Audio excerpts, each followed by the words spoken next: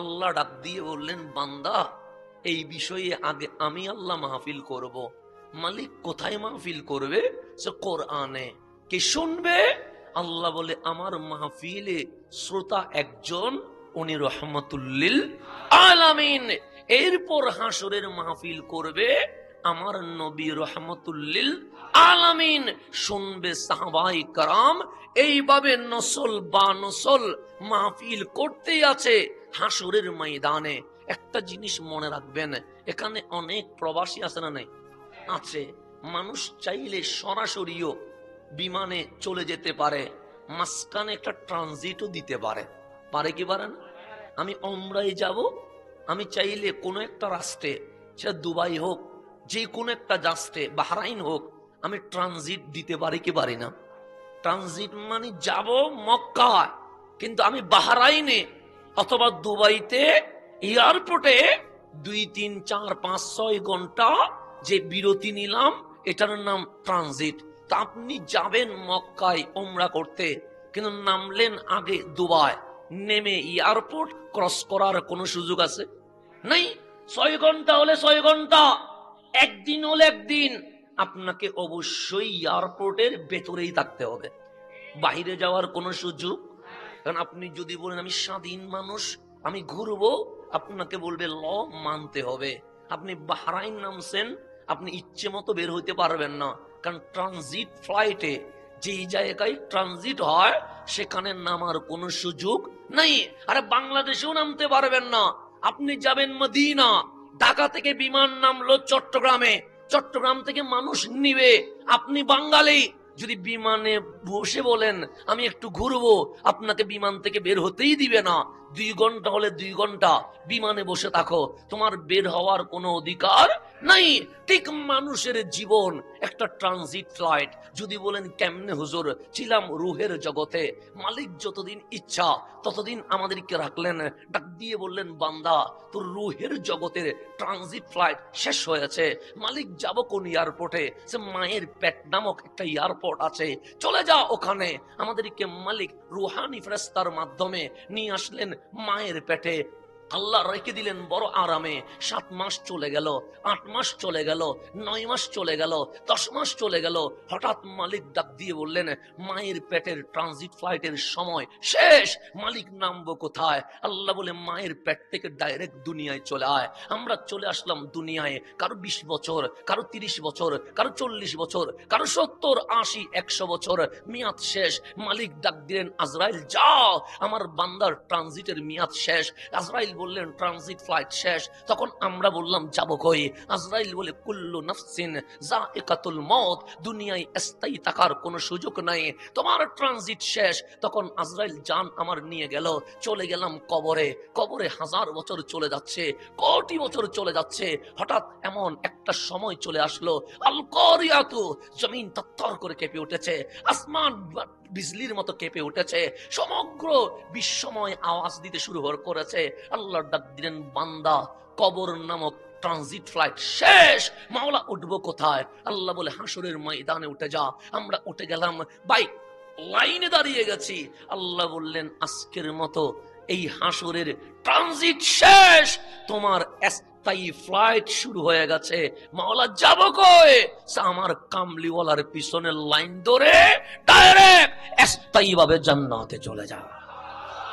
এটা হচ্ছে ট্রানজিট। এটা কি?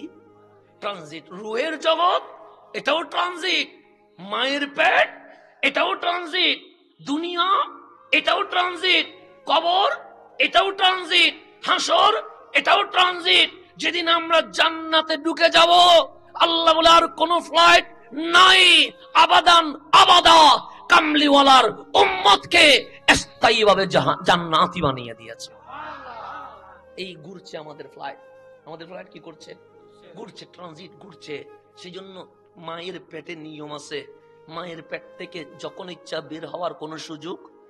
আলমে আরওয়াতে কানুন আছে, ওই কানুনের বাহিরে যাওয়ার কোন সুযোগ। দুনিয়াতে আসছেন, কোরআন আছে, এই কোরআনের বাহিরে যাওয়ার কোন সুযোগ নাই। কবরে গেছেন, সেখানেও কানুন আছে, এর বাইরে যাওয়ার কোন সুযোগ। হাসরে গেছেন, সেখানেও থিওরি আছে, এর বাইরে যাওয়ার কোন সুযোগ নাই। যেদিন জান্নাতে গেছেন মালিক বলে স্বাধীন, যেমন ইচ্ছা তেমন কর, ইফ আলু মা সেইতুম। এখানে আর কোনো জবাবদিহিতা নাই, তোর আনন্দের কোনো সীমা নাই। চাইতে দেরি, মালিক দিতে আর দেরি করবো না। এটার নাম হচ্ছে জীবন। এটার নাম কি? এখন আসেন, আমাকে দিয়েছেন হাসরের ময়দান। কিসের ময়দান? আল্লাহ অনেক দোয়া আমাদেরকে কোরআনে শিখিয়েছে, কি শিখায় না? শিখাইছে। যেমন আমরা দোয়া করি, রব্বানা আতিনা ফিদ দুনিয়া হাসানা ওয়া ফিল আখিরাতি হাসানা ওয়া কিনা আযাবান নার। কে শিখিয়েছে? এভাবে মা বাবার জন্য আমরা দোয়া করি, রব্বির হামহুমা কামা রাব্বায়ানি সাগীরা। এভাবে আল্লাহ কোরআনে অসংখ্য জায়গায় দোয়া শিখিয়েছেন। তার মধ্যে অন্যতম দোয়া রব্বানা, ও আমাদের রব, আতিনা ফিদ দুনিয়া হাসানা। এই ফিতনার দুনিয়াতে আমাকে ফিতনার ভেতরে ফেলে দিও না, আমাকে তুমি আল্লাহর হেফাজতে রেখে, তোমার হাবিবের উম্মতের মধ্যে আবদ্ধ রেখে বড় শান্তিময় ভাবে দুনিয়াটা কাটিয়ে দাও। তখন মরে গেলাম, তারপর বলছে ওয়াফিল আখিরাতি হাসানা। কবরে মাইর দিও না, হাসরে মাইর দিও না, খবর হাসরেও আমাকে শান্তিতে রাখো। ওয়াকিনা আযাবান নার, স্থায়ীভাবে জাহান্নামে দিও না। ও মাওলা, তোমার কামলিওয়ালার সদকায় আমারে জান্নাতি বানায়া দাও। এই দোয়া শিখিয়ে দিয়েছেন কে? আল্লাহ। তাহলে দুনিয়াতেও ভালো থাকতে হবে। আবার ইসলাম মানে জঙ্গলে চলে যাও, এটা না। অনেকে আবার মনে করে জঙ্গলে চলে যাওয়া মানে কি? ইসলাম না, দুনিয়া করতে হবে। বউ লাগবে, সংসার লাগবে, বাচ্চা লাগবে, মা বাবা লাগবে, জব লাগবে, ব্যবসা লাগবে, প্রবাস লাগবে। দুনিয়া বিমুখ হতে ইসলাম কখনো বলে, কিন্তু দুনিয়াতে ভালো থাকতে হবে। আমিও ভালো থাকবো, আমার দেশও ভালো থাকবে, আমার সমাজও ভালো থাকবে, আমার পরিবারও ভালো থাকবে। শুধু একলা থাকা, ভালো থাকা, এটার নাম স্বার্থপর। সেই জন্য স্বার্থপরকে ইসলাম কখনো সাপোর্ট করে না। যেমন আপনি সাঁতার জানেন, তাহলে আপনি সেফ, পুকুরে পড়লেন উঠে যেতে পারবেন। কিন্তু আপনার ওয়াইফ তা আপনার জীবনের অংশ, আপনার মা তা আপনার জীবনের অংশ, আপনার বাবা তা আপনার জীবনের অংশ, আপনার সন্তান তা আপনার জীবনের অংশ, আপনার বন্ধু এটা আপনার জীবনের অংশ। তা আপনি যদি ভালো মানুষ হন, আপনি নিজে সাঁতার শিখবেন, আপনার ওয়াইফকে শিখাবেন, আপনার মা বাবাকে শিখাবেন, আপনার বাচ্চাকে শিখাবেন, আপনার বন্ধুকে শিখাবেন। কেন? যেন পুকুরে নামলে নিজেও বাঁচি, আমার আপন জনরাও বাঁচে। কথা ঠিক না? এখন নিজে সাঁতার শিখলাম, বউকে শিখালাম না, মা বাবাকেও শিখালাম না, বাচ্চারাও শিখালাম না, বন্ধুরেও শিখালাম না, তাহলে নিজে স্বার্থপর ভাবে বাঁচলাম, কিন্তু আমার ওয়াইফ, আমার সন্তান, আমার বন্ধু, আমার মা বাবা সবাইকে আমি বিপদের মধ্যে ঠেলে দিলাম। কথা ঠিক না?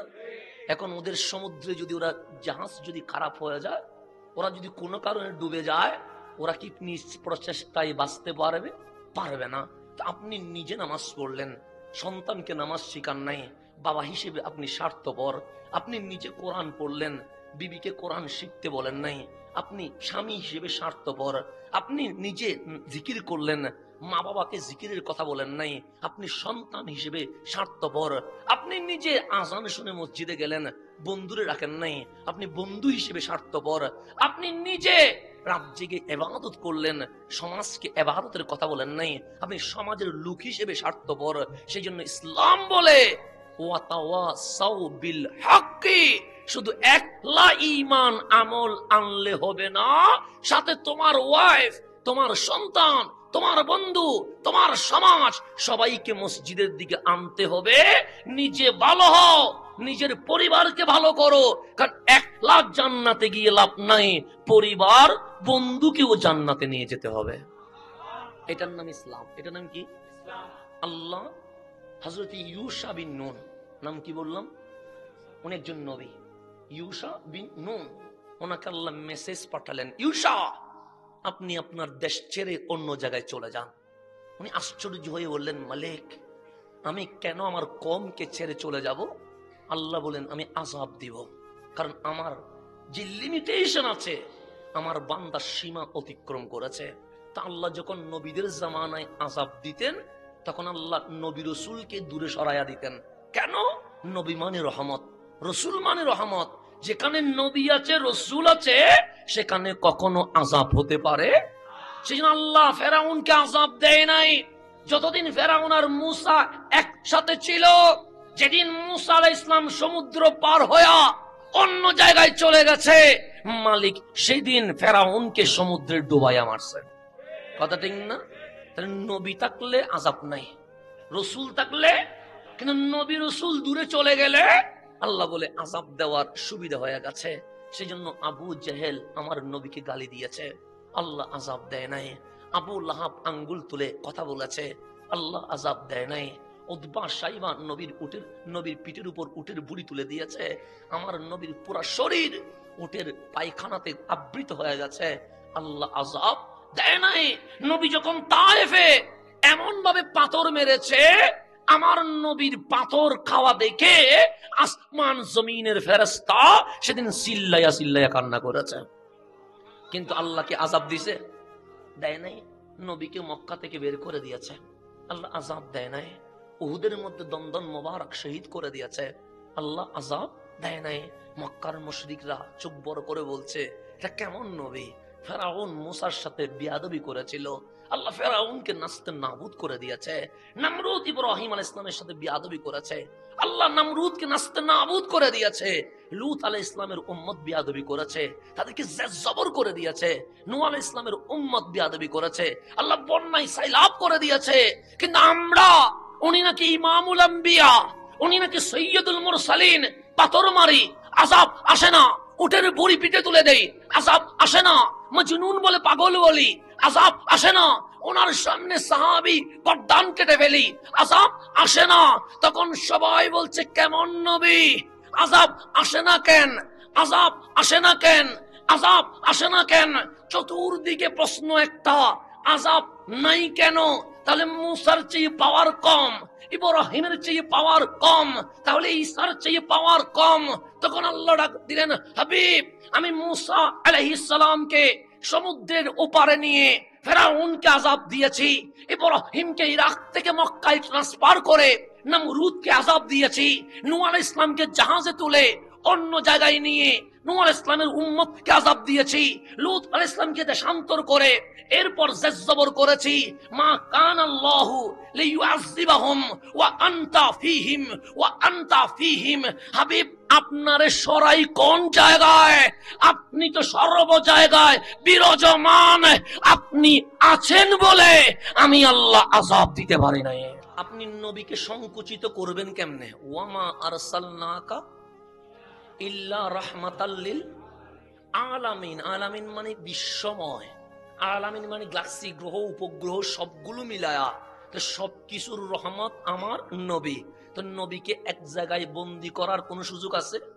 আল্লাহ রব্বুল আলামিন, আমার নবী রহমতুল লিল।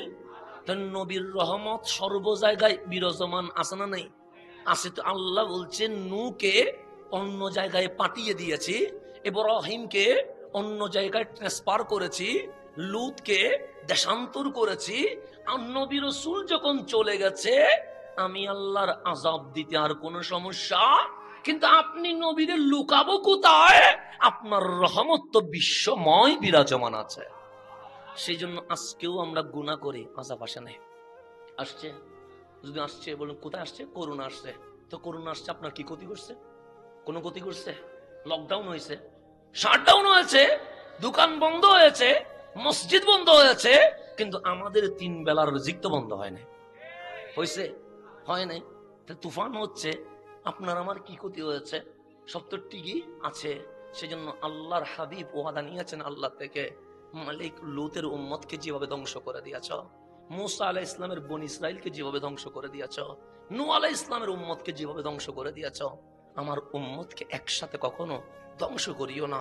ওরা গুনাহ করবে আমি জানি, ওরা পাপ করবে আমি জানি, ওরা সীমা লঙ্ঘন করবে আমি জানি, কিন্তু আমি নবী আমার উম্মতকে এত ভালোবাসি, এত ভালোবাসি। তুমি মাঝে মাঝে কাহারিয়ত দেখায়া, মাঝে মাঝে হালকা শাস্তি দিও, কিন্তু একসাথে সবাইরে কখনো ধ্বংস করে দিও না। আল্লাহ ওয়াদা নিয়েছেন। আল্লাহ বলছেন, হাবিব, যতদিন জমিনে আল্লাহ জিকির করার একজন থাকবে, আমি আল্লাহ কিয়ামত করব না। এটা ওয়াদা কে করেছেন? কার সাথে? হাবিবের সাথে। হাবিব উম্মতকে একসাথে কখনো ধ্বংস করবো না। সেজন্য করোনা আসছে, তুফান হয়েছে, সুনামি হয়েছে, এভাবে বড় বড় ভয়ঙ্কর ভূমিকম্প হয়েছে, কিন্তু আল্লাহ একসাথে উম্মতকে কখনো ধ্বংস করে এবং করবেও না। আল্লাহ বারবার সুবিধা দিচ্ছে, বারবার সুবিধা দিচ্ছে, কারণ নবীর রহমত সর্ব জায়গায় বিরাজমান, সর্ব জায়গায় বিরাজমান। এখন আসলে একটু সামনের দিকে চলে যায়। বিষয় যেটা আমার, সেটাকে আমি অতীব সময় কম নিয়ে আমি আলোচনা কথা বেশি বলে যেন আমি আমার বিষয়টার হক আদায় করতে পারি। কারণ এখানে অনেক লেস লাগিয়ে দিয়েছে। শুধু হাসরের অবস্থা বললে হবে না, সেখানে 7 শ্রেণীর মানুষ যারা আরশের নিচে ছায়া পাইতে চায় তারা কারা, এগুলাও বলতে বলেছে। এখানে অনেক লেস মানে আস্তে আস্তে ছোট ছোট জিনিস লাগিয়ে দিয়েছে, সবগুলো একসাথেই বর্ণনা করতে হবে। আমার নবীর 2টা দিক, একদিক নবী হাসতেন, আরেক দিক নবী কাঁদতেন। কয় দিক? একটা হচ্ছে নবীর হাসি, আর একটা নবীর কান্না। তো নবীর হাসির চেয়ে কান্নার পরিমাণ বেশি ছিল। নবী হাসতেন কম, কাঁদতেন বেশি। তোর মধ্যে বেশি কাঁদতেন যখন আল্লাহ কিয়ামত হাসরের সূরা নাজিল করতেন, তখন আমার নবী সবচেয়ে বেশি কান্না করতেন। কেন? নিজের জন্য নয়, উম্মতের জন্য। এখন আসেন, আজকে এমন একটা সূরার কথা বলবো যে সূরার নাম শুনলেই অটোমেটিক মনের মধ্যে কম্পন শুরু হয়। নাম হচ্ছে জিলজাল। নাম শুনলেও কেন জানি কি লাগে, মানে ভয় লেগে ওঠে। যেমন জিবরিল বললে মনটা একটা কৌল মনে হয়, ইসরাফিল বললে তেমন ভয় লাগে না, মিকাইল বললে তেমন ভয় লাগে না, আজরাইল বললে অটোমেটিক মনটা কাঁপিয়ে ওঠে। কোন সময় না কোন সময় সিবি ধরে, কথা ঠিক না? ঠিক আল্লাহ যখন বলে জিলজাল, শুনলে যেন মানে কাঁপা কাঁপা কাঁপা কাঁপা শব্দ। শব্দটাও মওলা এত কঠিন দিয়েছেন। যেদিন সূরাতুল জিলজাল নাজিল হচ্ছে, আমার নবী, এটা মদনী সূরা, সূরাটা মদিনায় নাজিল হয়েছে। নবী মসজিদে নববীতে বসা, সাহাবায়ে কেরাম নবীকে গোল করে বসে আছেন। হঠাৎ করে নবীর চোখের পানি বের হচ্ছে, দাড়ি মোবারক বেয়ে বেয়ে পড়ছে। এদিকে জিবরিল আমিন বলছেন, ইজা জুলজিলাতিল আরদ জিলজালাহা ওয়া আখরাজাতিল আরদু আসকালাহা। আর নবী কাঁদতে লাগলেন।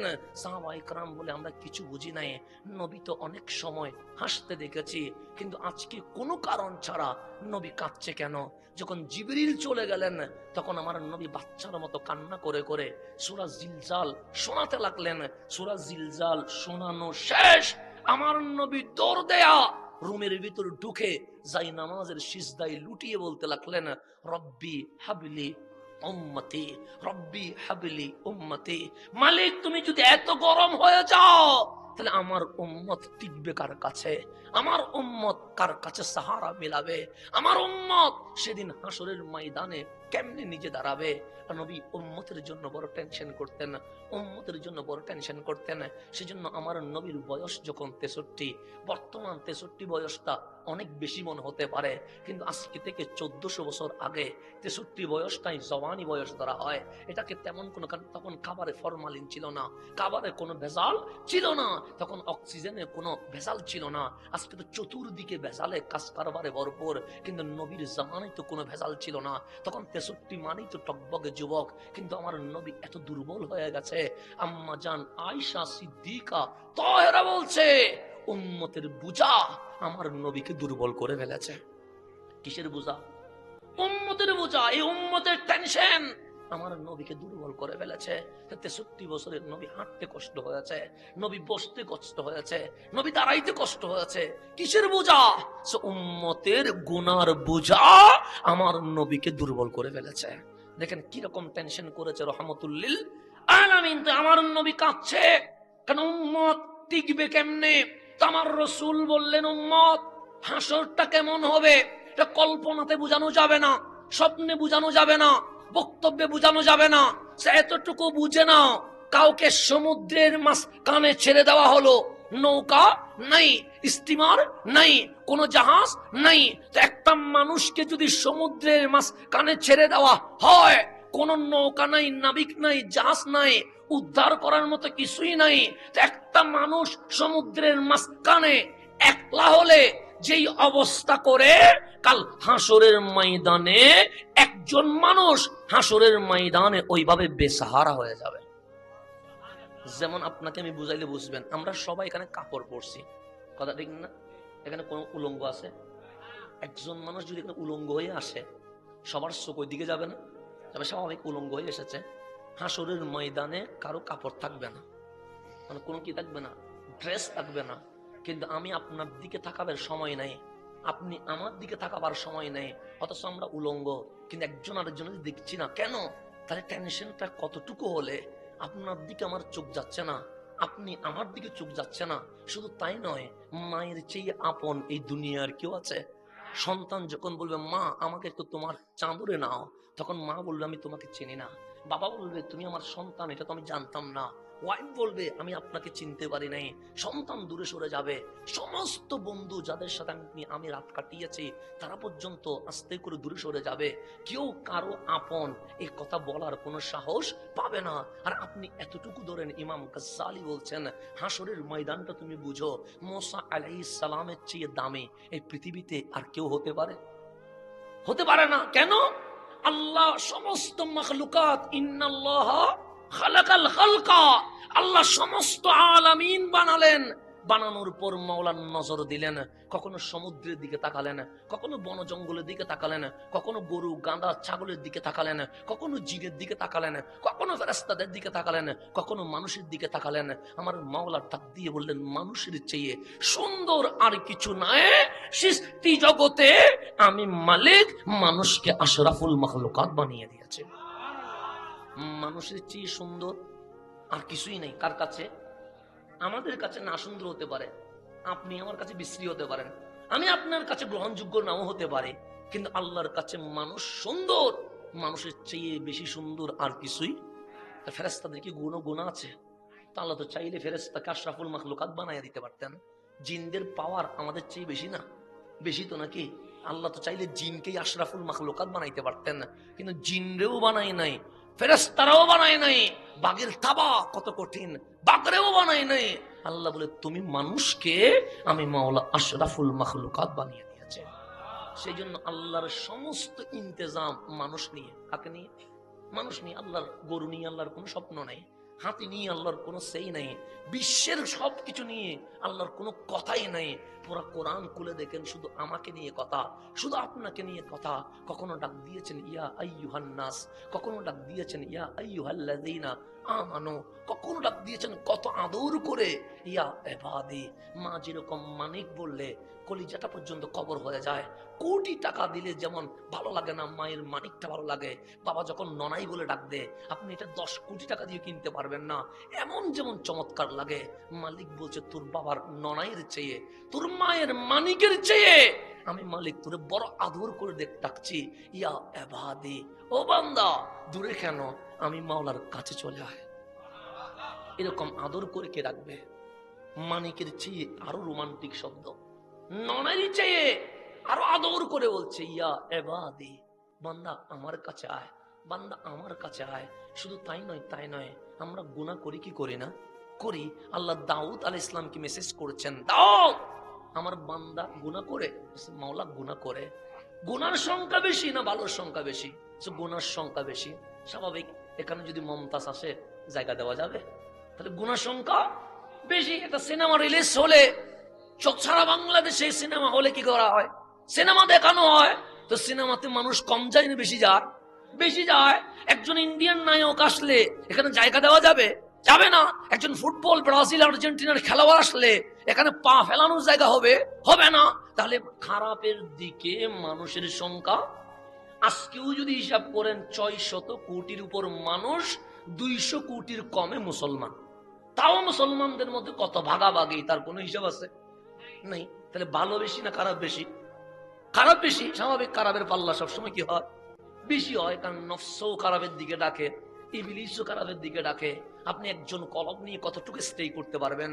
সেই জন্য আল্লাহ বলছেন দাউদ ভালো বেশি না খারাপ বেশি? সে খারাপ বেশি। ওরা কি নিয়ে ব্যস্ত?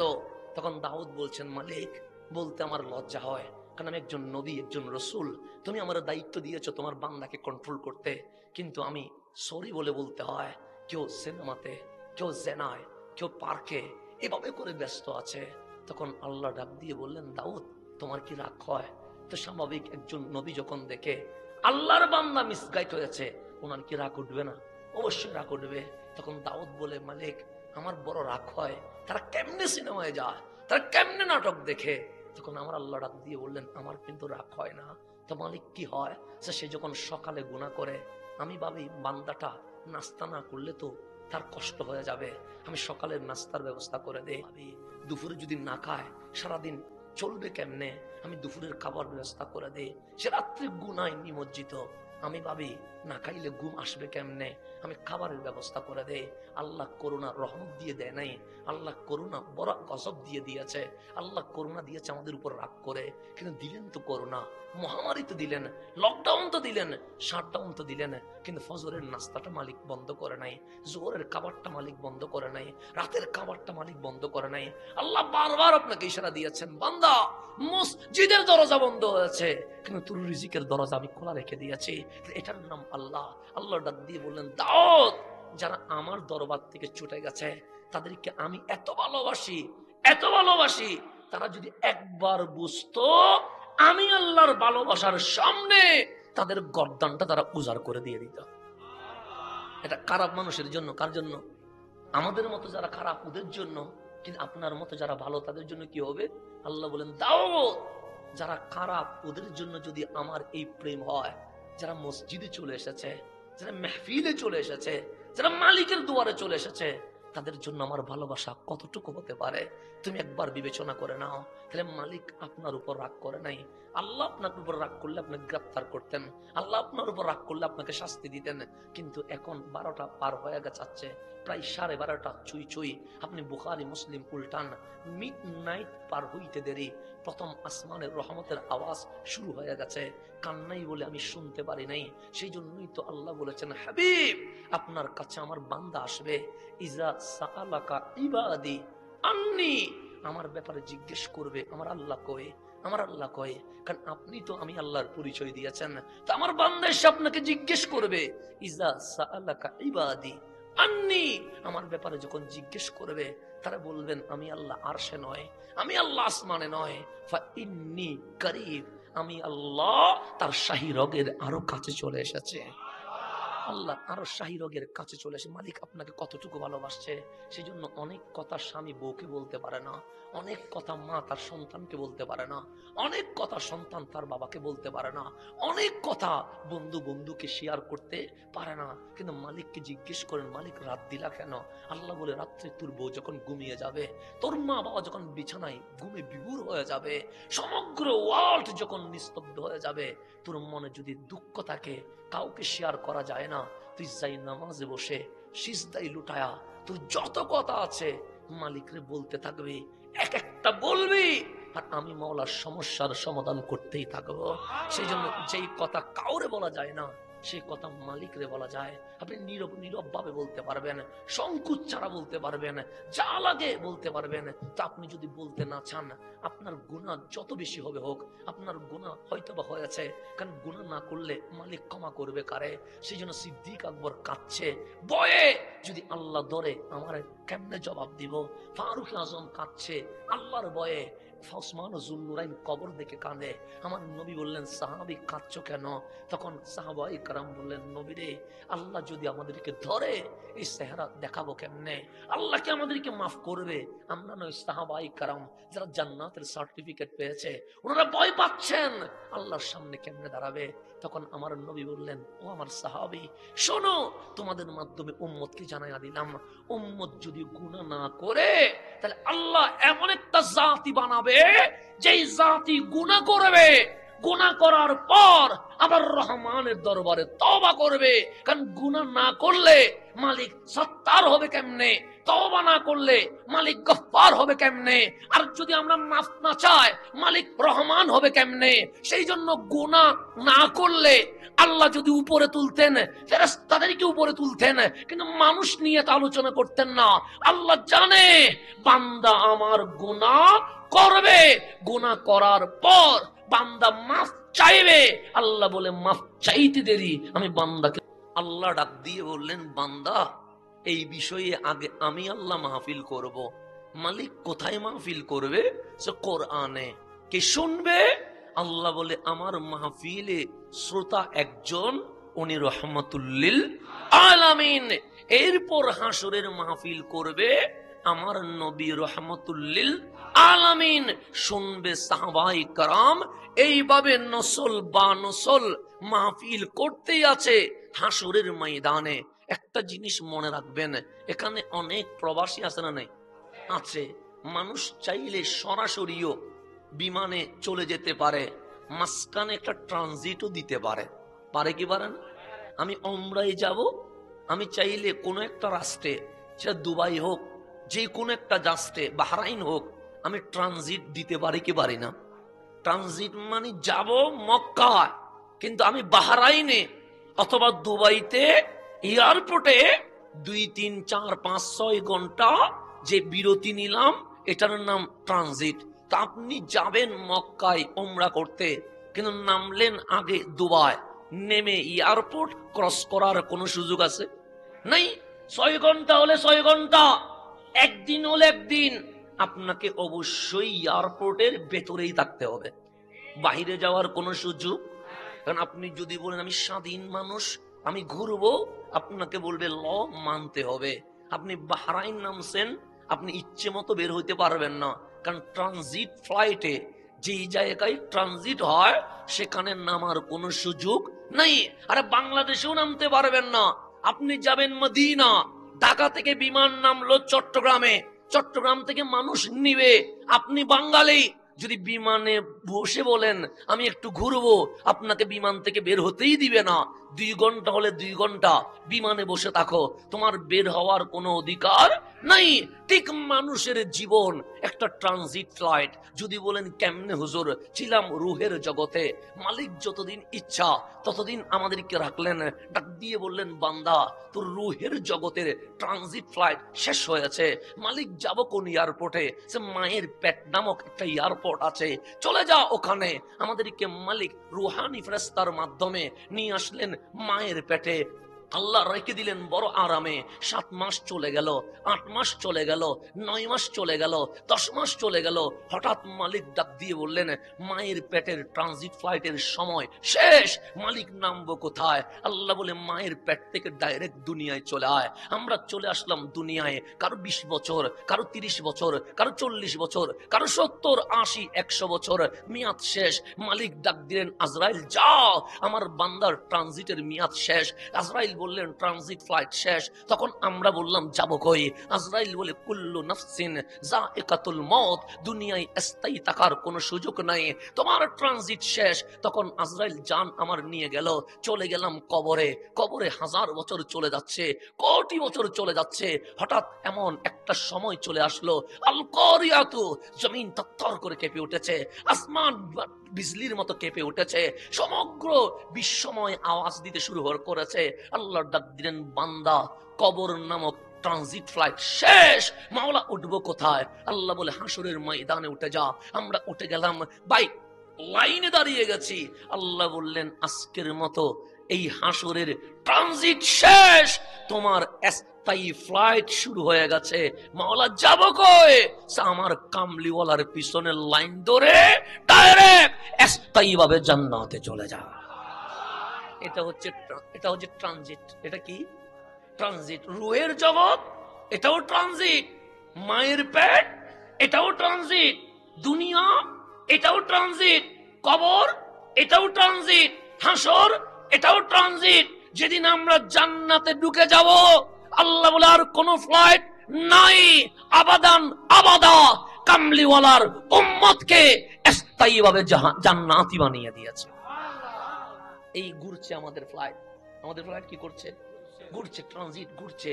সেই জন্য মায়ের পেটে নিয়ম আছে, মায়ের পেট থেকে যখন ইচ্ছা বের হওয়ার কোনো সুযোগ, আলমে আরওয়াতে কানুন আছে, ওই কানুনের বাহিরে যাওয়ার কোনো সুযোগ। দুনিয়াতে আসছেন, কোরআন আছে, এই কোরআনের বাহিরে যাওয়ার কোনো সুযোগ নাই। কবরে গেছেন, সেখানেও কানুন আছে, এর বাইরে যাওয়ার কোনো সুযোগ। হাসরে গেছেন, সেখানেও থিওরি আছে, এর বাইরে যাওয়ার কোনো সুযোগ নাই। যেদিন জান্নাতে গেছেন, মালিক বলে স্বাধীন, যেমন ইচ্ছা তেমন কর। ইফ আলু মা শিতুম, এখানে আর কোনো জবাবদিহিতা নাই, তোর আনন্দের কোনো সীমা নাই। চাইতে দেরি, মালিক দিতে আর দেরি করব না। এটার নাম হচ্ছে জীবন। এটার নাম কি? এখন আসেন, আমাকে দিয়েছেন হাসরের ময়দান। কিসের ময়দান? আল্লাহ অনেক দোয়া আমাদেরকে কোরআনে শিখিয়েছে, কি শিখায় না? শিখাইছে। যেমন আমরা দোয়া করি, রব্বানা আতিনা ফিদ দুনিয়া হাসানা ওয়া ফিল আখিরাতি হাসানা ওয়া কিনা আযাবান নার। কি শিখিয়েছে?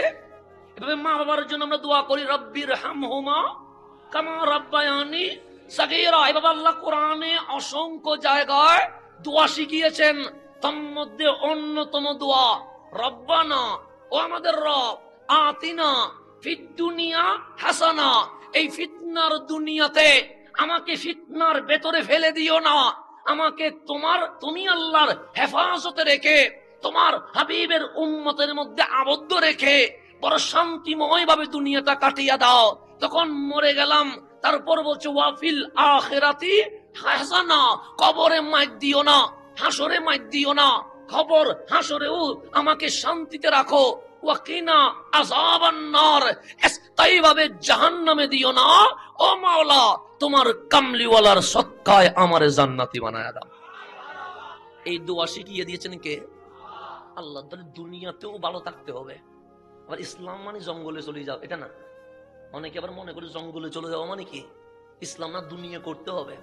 বউ লাগবে, সংসার লাগবে, বাচ্চা লাগবে, মা বাবা লাগবে, জব লাগবে, ব্যবসা লাগবে, প্রবাস লাগবে। দুনিয়া বিমুখ হতে ইসলাম কখনো বলে, কিন্তু দুনিয়াতে ভালো থাকতে হবে। আমিও ভালো থাকবো, আমার দেশও ভালো থাকবে, আমার সমাজও ভালো থাকবে, আমার পরিবারও ভালো থাকবে। শুধু একলা থাকা, ভালো থাকা, এটার নাম স্বার্থপর। সেই জন্য স্বার্থপরকে ইসলাম কখনো সাপোর্ট করে না। যেমন আপনি সাঁতার জানেন, তাহলে আপনি সেফ, পুকুরে পড়লেন উঠে যেতে পারবেন। কিন্তু আপনার ওয়াইফ তা আপনার জীবনের অংশ, আপনার মা তা আপনার জীবনের অংশ, আপনার বাবা তা আপনার জীবনের অংশ, আপনার সন্তান তা আপনার জীবনের অংশ, আপনার বন্ধু এটা আপনার জীবনের অংশ। তা আপনি যদি ভালো মানুষ হন, আপনি নিজে সাঁতার শিখবেন, আপনার ওয়াইফকে শিখাবেন, আপনার মা বাবাকে শিখাবেন, আপনার বাচ্চাকে শিখাবেন, আপনার বন্ধুকে শিখাবেন। কেন? যেন পুকুরে নামলে নিজেও বাঁচি, আমার আপন জনরাও বাঁচে। কথা ঠিক না? এখন নিজে সাঁতার শিখলাম, বউকে শিখালাম না, মা বাবাকেও শিখালাম না, বাচ্চারাও শিখালাম না, বন্ধুরও শিখালাম না, তাহলে নিজে স্বার্থপর ভাবে বাঁচলাম, কিন্তু আমার ওয়াইফ, আমার সন্তান, আমার বন্ধু, আমার মা বাবা সবাইকে আমি বিপদের মধ্যে ঠেলে দিলাম। কথা ঠিক না? এখন ওদের সমুদ্রে যদি ওরা জাহাজ যদি খারাপ হয়ে যায়, ওরা যদি কোনো কারণে ডুবে যায়, ওরা কি নিজ প্রচেষ্টায় বাঁচতে পারবে? পারবে না।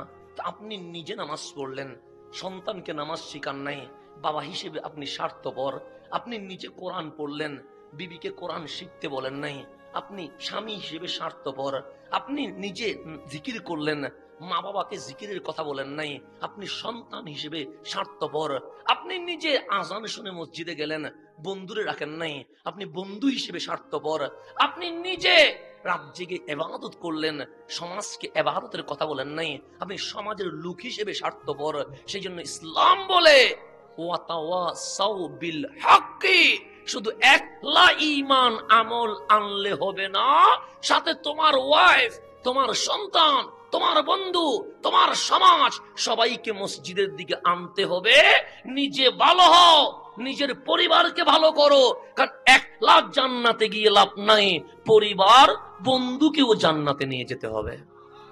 এটার নাম ইসলাম। এটার নাম কি? আল্লাহ হযরত ইউসা বিন নুন, নাম কি বললাম? উনি একজন নবী, ইউসা বিন নুন। ওনাকে আল্লাহ মেসেজ পাঠালেন, ইউসা আপনি আপনার দেশ ছেড়ে অন্য জায়গায় চলে যান। উনি আশ্চর্য হয়ে বললেন, মালিক আমি কেন আমার কওমকে ছেড়ে চলে যাব? আল্লাহ বলেন, আমি আযাব দিব, কারণ আমার যে লিমিটেশন আছে, আমার বান্দা সীমা অতিক্রম করেছে। তা আল্লাহ যখন নবীদের জামানায় আযাব দিতেন, তখন আল্লাহ নবী রসুলকে দূরে সরাইয়া দিতেন। কেন? নবী মানে রহমত, রসুল মানে রহমত। যেখানে নবী আছে, রসুল আছে, সেখানে কখনো আযাব হতে পারে। সেজন্য আল্লাহ ফেরাউনকে আযাব দেয় নাই যতদিন ফেরাউন আর মূসা একসাথে ছিল। যেদিন মূসা আলাইহিস সালাম সমুদ্র পার হয়ে অন্য জায়গায় চলে গেছে, মালিক সেদিন ফেরাউনকে সমুদ্রে ডুবাইয়া মারছে। কথা ঠিক না? তাহলে নবী থাকলে আযাব নাই, রসুল থাকলে। কিন্তু নবী রসুল দূরে চলে গেলে আল্লাহ বলে আযাব দেওয়ার সুবিধা হয়ে গেছে। সেজন্য আবু জেহেল আমার নবীকে গালি দিয়েছে, আল্লাহ আযাব দেয় নাই। আবু লাহাব আঙ্গুল তুলে কথা বলেছে, আল্লাহ আযাব দেয় নাই। উতবা সাইবা নবীর পিঠের উপর উটের বুড়ি তুলে দিয়েছে, আমার নবীর পুরা শরীর উটের পায়খানাতে আবৃত হয়ে গেছে, আল্লাহ আযাব দেয় নাই। নবী যখন তায়েফে এমন ভাবে পাথর মেরেছে, আমার নবীর পাথর খাওয়া দেখে আসমান জমিনের ফেরেশতা সেদিন চিল্লাইয়া চিল্লাইয়া কান্না করেছে। কিন্তু আল্লাহকে আযাব দিছে? দেয় নাই। নবীকে মক্কা থেকে বের করে দিয়েছে, আল্লাহ আযাব দেয় নাই। উহুদের মধ্যে দন্দন মোবারক শহীদ করে দিয়েছে, আল্লাহ আযাব দেয় নাই। মক্কার মুশরিকরা চোখ বড় করে বলছে, এটা কেমন নবী? ফেরাউন মূসার সাথে বিয়াদবি করেছিল, আল্লাহ ফেরাউনকে নাস্তে নাবুদ করে দিয়েছে। নমরুদ ইব্রাহিম আলাইহিস সালামের সাথে বিয়াদবি করেছে, আল্লাহ নমরুদকে নাস্তে নাবুদ করে দিয়েছে। লূত আলাইহিস সালামের উম্মত বিয়াদবি করেছে, তাদেরকে জবর করে দিয়েছে। নূহ আলাইহিস সালামের উম্মত বিয়াদবি করেছে, আল্লাহ বন্যায় সাইলাব করে দিয়েছে। কিন্তু আমরা, উনি নাকি ইমামুল আম্বিয়া, উনি নাকি সৈয়দুল মুরসালিন, পাথর মারি আযাব আসে না, উটের বুড়ি পিঠে তুলে দেই আযাব আসে না, মজনুন বলে পাগল বলি আযাব আসে না, ওনার সামনে সাহাবী গর্দান কেটে ফেলি আযাব আসে না। তখন সবাই বলছে, কেমন নবী? আযাব আসে না কেন? আযাব আসে না কেন? আযাব আসে না কেন? চতুর্দিকে প্রশ্ন একটা, আযাব নাই কেন? তাহলে মূসার চেয়ে পাওয়ার কম, ইব্রাহিমের চেয়ে পাওয়ার কম, তাহলে ঈসার চেয়ে পাওয়ার কম। তখন আল্লাহ ডাক দিলেন, হাবিব, আমি মূসা আলাইহিস সালামকে সমুদ্রের ওপারে নিয়ে ফেরাউনকে আযাব দিয়েছি, ইব্রাহিমকে ইরাক থেকে মক্কায় ট্রান্সফার করে নমরুদকে আযাব দিয়েছি, নূহ আলাইহিস সালামকে জাহাজে তুলে অন্য জায়গায় নিয়ে নূহ আলাইহিস সালামের উম্মতকে আযাব দিয়েছি, লূত আলাইহিস সালামকে দেশান্তর করে এরপর জবর করেছি। মা কানাল্লাহু লিয়ুআযিবাহুম ওয়া আনতা ফীহিম ওয়া আনতা ফীহিম।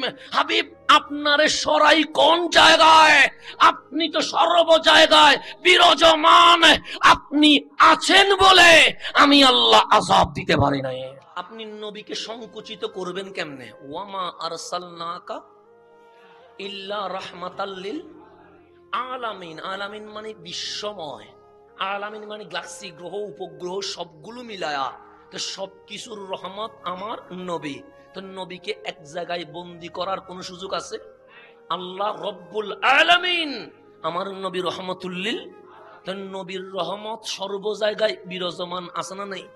আছে। তো আল্লাহ বলছেন, নূহকে অন্য জায়গায় পাঠিয়ে দিয়েছি, ইব্রাহিমকে অন্য জায়গায় ট্রান্সফার করেছি, লূতকে দেশান্তর করেছি। আর নবী রাসূল যখন চলে গেছে, আমি আল্লাহর আযাব দিতে আর কোনো সমস্যা। কিন্তু আপনি নবীরে লুকাবো কোথায়? আপনার রহমত তো বিশ্বময় বিরাজমান আছে। সেই জন্য আজকেও আমরা গুনাহ করি, আযাব আসে না। আসছে? যদি আসছে বলুন কোথায় আসছে? করোনা আসছে।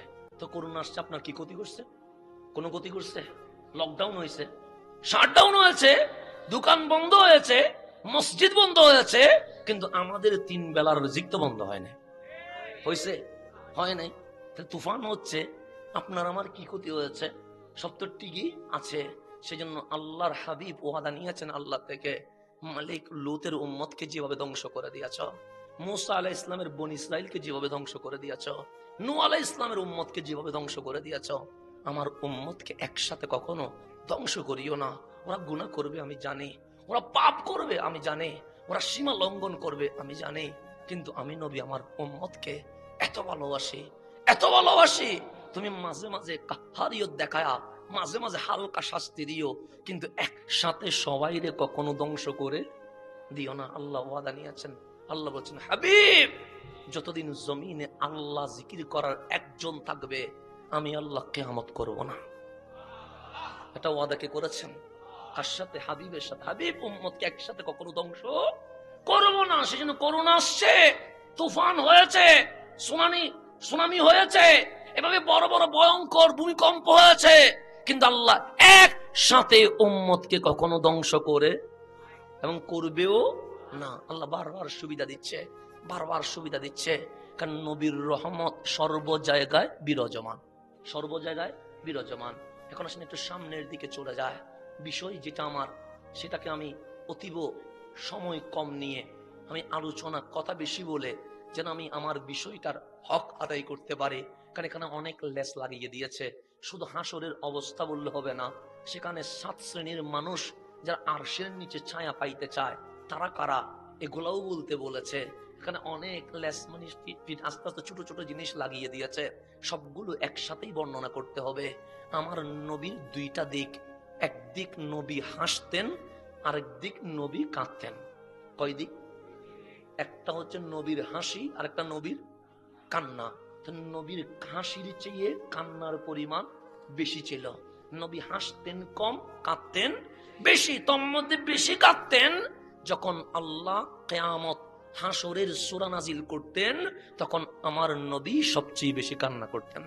কেন? নিজের জন্য নয়, উম্মতের জন্য। এখন আসেন, আজকে এমন একটা সূরার কথা বলবো যে সূরার নাম শুনলেই অটোমেটিক মনের মধ্যে কম্পন শুরু হয়। নাম হচ্ছে জিলজাল। নাম শুনলেও কেন জানি কি লাগে, মানে ভয় লেগে ওঠে। যেমন জিবরিল বললে মনটা একটা কৌল মনে হয়, ইসরাফিল বললে তেমন ভয় লাগে না, মিকাইল বললে তেমন ভয় লাগে না, আজরাইল বললে অটোমেটিক মনটা কাঁপি ওঠে। কোন সময় না কোন সময় সিবি ধরে। কথা ঠিক না? ঠিক আল্লাহ যখন বলে জিলজাল, শুনলে যেন মানে কাঁপা কাঁপা কাঁপা কাঁপা শব্দ। শব্দটাও মওলা এত কঠিন দিয়েছেন। যেদিন সূরাতুল জিলজাল নাজিল হচ্ছে, আমার নবীটা মদনী সূরা, সূরাটা মদিনায় নাজিল হয়েছে। নবী মসজিদে নববীতে বসা, সাহাবায়ে কেরাম নবীকে গোল করে বসে আছেন। হঠাৎ করে নবীর চোখের পানি বের হচ্ছে, দাড়ি মোবারক বেয়ে বেয়ে পড়ছে। এদিকে জিবরিল আমিন বলছেন, ইজা জুলজিলাতিল আরদ জিলজালাহা ওয়া আখরাজাতিল আরদু আসকালাহা। আর নবী কাঁদতে লাগলেন। সাহাবায়ে কেরাম বলে, আমরা কিছু বুঝি নাই, নবী তো অনেক সময় হাসতে দেখেছি, কিন্তু আজকে কোনো কারণ ছাড়া নবী কাঁদছে কেন?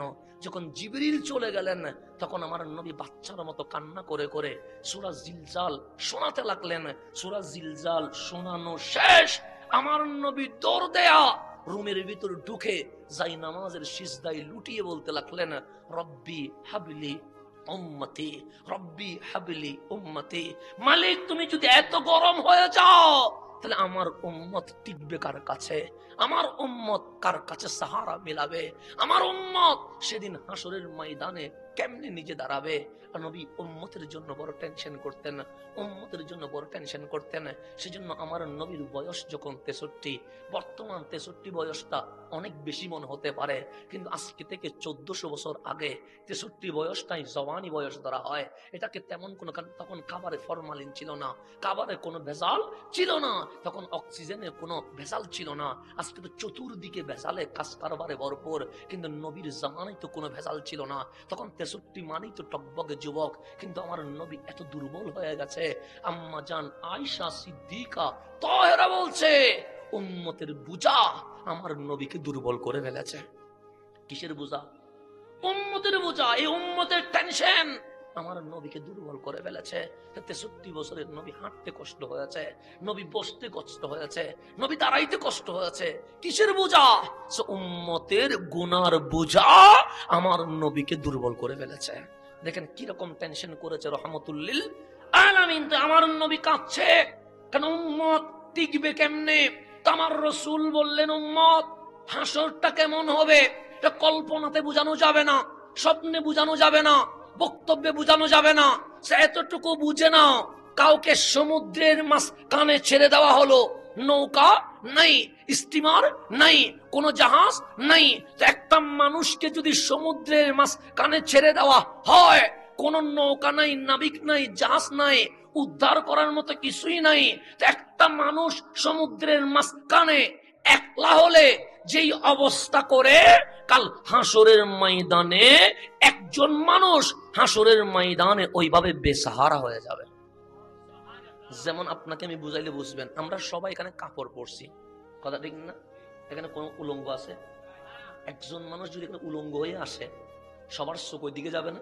তবে স্বাভাবিক উলঙ্গ হয়ে এসেছে। হাসরের ময়দানে কারো কাপড় থাকবে না, মানে কোনো কি থাকবে না, ড্রেস থাকবে না। কিন্তু আমি আপনার দিকে তাকাবার সময় নাই, আপনি আমার দিকে তাকাবার সময় নাই, অথচ আমরা উলঙ্গ, কিন্তু একজন আরেকজনের দেখছি না কেন? তাহলে টেনশনটা কতটুকু হলে আপনার দিকে আমার চোখ যাচ্ছে না, আপনি আমার দিকে চোখ যাচ্ছে না। শুধু তাই নয়, মায়ের চেয়ে আপন এই দুনিয়ার কেউ আছে? সন্তান যখন বলবে মা আমাকে একটু তোমার চাঁদরে নাও, তখন মা বলবে আমি তোমাকে চিনি না। বাবা বলবে তুমি আমার সন্তান, এটা তো আমি জানতাম না। ওয়াইফ বলবে আমি আপনাকে চিনতে পারি নাই। সন্তান দূরে সরে যাবে। সমস্ত বন্ধু যাদের সাথে আমি রাত কাটিয়েছি তারা পর্যন্ত আস্তে করে দূরে সরে যাবে। কেউ কারো আপন এই কথা বলার কোনো সাহস পাবে না। আর আপনি এতটুকু ধরেন, ইমাম গাজ্জালি বলছেন হাসরের ময়দানটা তুমি বুঝো, মুসা আলাইহিস সালামের চেয়ে দামি এই পৃথিবীতে আর কেউ হতে পারে? হতে পারে না। কেন? আল্লাহ সমস্ত মাখলুকাত, ইন্নাল্লাহ খালাকাল খালকা, আল্লাহ সমস্ত আলামিন বানালেন। বানানোর পর মাওলার নজর দিলেন, কখনো সমুদ্রের দিকে তাকালেন, কখনো বন জঙ্গলের দিকে তাকালেন, কখনো গরু গাঁদা ছাগলের দিকে তাকালেন, কখনো জিনের দিকে তাকালেন, কখনো ফেরেশতাদের দিকে তাকালেন, কখনো মানুষের দিকে তাকালেন। আমার মাওলা ডাক দিয়ে বললেন মানুষের চেয়ে সুন্দর আর কিছু নাই সৃষ্টি জগতে। আমি মালিক মানুষকে আশরাফুল মাখলুকাত বানিয়ে দিয়েছে। মানুষের চেয়ে সুন্দর আর কিছুই নেই। কার কাছে? আমাদের কাছে না সুন্দর হতে পারে, আপনি আমার কাছে বিশ্রী হতে পারেন, আমি আপনার কাছে গ্রহণযোগ্য নাও হতে পারে, কিন্তু আল্লাহর কাছে মানুষ সুন্দর। মানুষের চেয়ে বেশি সুন্দর আর কিছুই। ফেরেশতাদের কি গুণ আছে? তা আল্লাহ তো চাইলে ফেরেশতাকে আশরাফুল মাখলুকাত বানাইয়া দিতে পারতেন। জিনদের পাওয়ার আমাদের চেয়ে বেশি না? বেশি তো নাকি? আল্লাহ তো চাইলে জিনকেই আশরাফুল মাখলুকাত বানাইতে পারতেন, কিন্তু জিনরেও বানাই নাই, ফেরেশতারাও বানাই নাই। বাঘের থাবা কত কঠিন, বাঘরেও বানাই নাই। আল্লাহ বলে তুমি মানুষকে আমি মাওলা আশরাফুল মাখলুকাত বানিয়ে দিয়েছে। সেই জন্য আল্লাহর সমস্ত ইন্তেজাম মানুষ নিয়ে। কাকে নিয়ে? মানুষ নিয়ে। আল্লাহর গরু নিয়ে আল্লাহর কোনো স্বপ্ন নাই, হাতি নিয়ে আল্লাহর কোনো সেই নাই, বিশ্বের সবকিছু নিয়ে আল্লাহর কোনো কথাই নাই। পুরা কোরআন খুলে দেখেন শুধু আমাকে নিয়ে কথা, শুধু আপনাকে নিয়ে কথা। কখনো ডাক দিয়েছেন ইয়া আইয়ুহান নাস, কখনো ডাক দিয়েছেন ইয়া আইয়ুহাল্লাযীনা আমানু, কখনো ডাক দিয়েছেন কত আদর করে ইয়া ইবাদি। মা যেরকম মানিক বললে কলিজাটা পর্যন্ত কবর হয়ে যায়। কোটি টাকা দিলে যেমন ভালো লাগে না, মায়ের মানিকটা ভালো লাগে। বাবা যখন ননাই বলে ডাক দে, আপনি এটা 10 কোটি টাকা দিয়ে কিনতে পারবেন না, এমন যেমন চমৎকার লাগে। মালিক বলছে তোর বাবার ননাইয়ের চেয়ে, তোর মায়ের মানিকের চেয়ে আমি মালিক তোরে বড় আদর করে ডাকছি ইয়া এবাদি। ও বান্দা দূরে কেন, আমি মাওলার কাছে চলে আয়। এরকম আদর করে কে রাখবে? মানিকের চেয়ে আরো রোমান্টিক শব্দ, ননাইয়ের চেয়ে আরো আদর করে বলছে ইয়া এবাদি, বান্দা আমার কাছে আয়, বান্দা আমার কাছে আয়। শুধু তাই নয়, আমরা গুনাহ করি কি করি না? করি। আল্লাহ দাউদ আলাইহিস ইসলাম কি মেসেজ করেছেন, দাউদ আমার বান্দা গুনাহ করে? মাওলা গুনাহ করে। গুনার সংখ্যা বেশি না ভালোর সংখ্যা বেশি? গুনার সংখ্যা বেশি। স্বাভাবিক, এখানে যদি মমতাজ আসে জায়গা দেওয়া যাবে? তাহলে গুনার সংখ্যা বেশি। একটা সিনেমা রিলিজ হলে সারা বাংলাদেশে সিনেমা হলে কি করা হয়? সিনেমা দেখানো হয়। তো সিনেমাতে মানুষ কম যায় না বেশি যায়? বেশি যায়। একজন ইন্ডিয়ান নায়ক আসলে এখানে জায়গা দেওয়া যাবে? যাবে না। একজন ফুটবল ব্রাজিল আর্জেন্টিনার খেলোয়াড় আসলে এখানে পা ফেলানোর জায়গা হবে? হবে না। তাহলে খারাপের দিকে মানুষের সংখ্যা। আজকেও যদি হিসাব করেন 600 কোটির উপর মানুষ, 200 কোটির কমে মুসলমান। তাও মুসলমানদের মধ্যে কত ভাগাভাগি তার কোনো হিসাব আছে? নাই। তাহলে ভালো বেশি না খারাপ বেশি? খারাপ বেশি। স্বাভাবিক, খারাপের পাল্লা সবসময় কি হয়? বেশি হয়। কারণ নফসও খারাপের দিকে ডাকে, ইবলিসও খারাপের দিকে ডাকে। আপনি একজন কলব নিয়ে কতটুকু স্টে করতে পারবেন? সেই জন্য আল্লাহ বলছেন দাউদ ভালো বেশি না খারাপ বেশি? সে খারাপ বেশি। ওরা কি নিয়ে ব্যস্ত? তখন দাউদ বলছেন মালিক বলতে আমার লজ্জা হয়, কারণ আমি একজন নবী, একজন রসুল। তুমি আমার দায়িত্ব দিয়েছো তোমার বান্দাকে কন্ট্রোল করতে, কিন্তু আমি সরি বলে বলতে হয়। কেউ সিনেমাতে, কেউ জেনায়, কেউ পার্কে এভাবে করে ব্যস্ত আছে। তখন আল্লাহ ডাক দিয়ে বললেন দাউদ তোমার কি রাগ হয়? তো স্বাভাবিক, একজন নবী যখন দেখে আল্লাহর বান্দা মিসগাইড হয়েছে, ওনার কি রাগ উঠবে না? অবশ্যই রাগ উঠবে। তখন দাউদ বলে, মালিক আমার বড় রাগ হয়, তারা কেমনে সিনেমায় যায়, তারা কেমনে নাটক দেখে। তখন আমার আল্লাহ ডাক দিয়ে বললেন, আমার কিন্তু রাগ হয় না। তো মালিক কি হয়? সে যখন সকালে গুনাহ করে, আমি ভাবি বান্দাটা নাস্তা না করলে তো তার কষ্ট হয়ে যাবে, আমি সকালের নাস্তার ব্যবস্থা করে দেই। দুপুরে যদি না খায় সারাদিন চলবে কেমনে, আমি দুপুরের খাবার ব্যবস্থা করে দেই। সে রাত্রে গুনায় নিমজ্জিত, আমি ভাবি না খাইলে ঘুম আসবে কেমনে, আমি খাবারের ব্যবস্থা করে দেই। আল্লাহ করুণা রহমত দিয়ে দেয় নাই, আল্লাহ করুণা বড় গজব দিয়ে দিয়েছে। আল্লাহ করুণা দিয়েছে আমাদের উপর রাগ করে, কিন্তু দিলেন তো করুণা। মহামারী তো দিলেন, লকডাউন তো দিলেন, শাটডাউন তো দিলেন, কিন্তু ফজরের নাস্তাটা মালিক বন্ধ করে নাই, জোহরের খাবারটা মালিক বন্ধ করে নাই, রাতের খাবারটা মালিক বন্ধ করে নাই। আল্লাহ বারবার আপনাকে ইশারা দিয়েছেন, বান্দা মসজিদের দরজা বন্ধ হয়েছে, কিন্তু তোর রিজিকের দরজা আমি খোলা রেখে দিয়েছি। এটার নাম আল্লাহ। আল্লাহ ডাক দিয়ে বললেন, দাউদ যারা আমার দরবার থেকে ছুটে গেছে তাদেরকে আমি এত ভালোবাসি, এত ভালোবাসি, তারা যদি একবার বুঝতো আমি আল্লাহর ভালোবাসার সামনে তাদের গর্দানটা তারা উজাড় করে দিয়ে দিত। এটা খারাপ মানুষের জন্য, কার জন্য? আমাদের মতো যারা খারাপ ওদের জন্য। কিন্তু আপনার মতো যারা ভালো তাদের জন্য কি হবে? আল্লাহ বলেন, দাউদ যারা খারাপ ওদের জন্য যদি আমার এই প্রেম হয়, যারা মসজিদে চলে এসেছে, যারা মেহফিলে চলে এসেছে, যারা মালিকের দুয়ারে চলে এসেছে, তাদের জন্য আমার ভালোবাসা কতটুকু হতে পারে তুমি একবার বিবেচনা করে নাও। তাহলে মালিক আপনার উপর রাগ করে নাই। আল্লাহ আপনার উপর রাগ করলে আপনাকে গ্রেফতার করতেন, আল্লাহ আপনার উপর রাগ করলে আপনাকে শাস্তি দিতেন। কিন্তু এখন 12টা পার হয়ে গেছে, প্রায় 12:30 চুই চুই, আপনি বুখারী মুসলিম উল্টান, মিড নাইট পার হইতে দেরি, প্রথম আসমানের রহমতের আওয়াজ শুরু হয়ে গেছে। কান্নাই বলে আমি শুনতে পারি নাই। সেই জন্যই তো আল্লাহ বলেছেন, হাবিব আপনার কাছে আমার বান্দা আসবে, ইজা সাআলাকা ইবাদি আন্নি, আমার ব্যাপারে জিজ্ঞেস করবে আমার আল্লাহ কয়, আমার আল্লাহ কয়। কারণ আপনি তো আমি আল্লাহর পরিচয় দিয়েছেন, তো আমার বান্দা এসে আপনাকে জিজ্ঞেস করবে, ইজা সাআলাকা ইবাদি আন্নি, আমার ব্যাপারে যখন জিজ্ঞেস করবে তারা বলবেন আমি আল্লাহ আরশে নয়, আমি আল্লাহ আসমানে নয়, ফা ইন্নী করিব, আমি আল্লাহ তার শাহী রগের আরো কাছে চলে এসেছে। আল্লাহ আরো শাহী রগের কাছে চলে এসে মালিক আপনাকে কতটুকু ভালোবাসছে।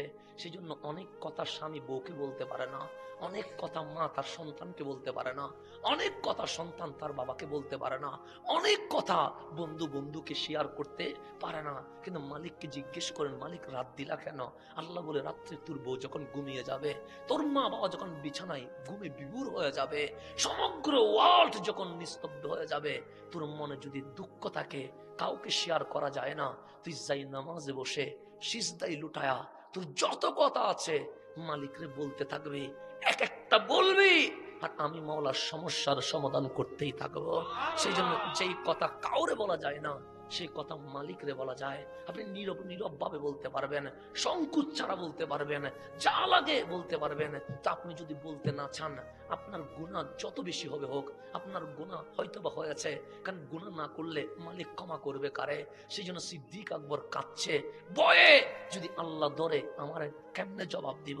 ফারুক আজম কাঁদছে আল্লাহর ভয়ে, ওসমান যুন্নুরাইন কবর দেখে কাঁদে। আমার নবী বললেন, সাহাবী কাঁদছো কেন? তখন সাহাবায়ে কেরাম বললেন, নবী রে, আল্লাহ যদি আমাদেরকে ধরে এই চেহারা দেখাবো কেমনে? আল্লাহ কি আমাদেরকে মাফ করবে? আমরা নয় সাহাবায়ে কেরাম যারা জান্নাতের সার্টিফিকেট পেয়েছে, ওনারা ভয় পাচ্ছেন আল্লাহর সামনে কেমনে দাঁড়াবে।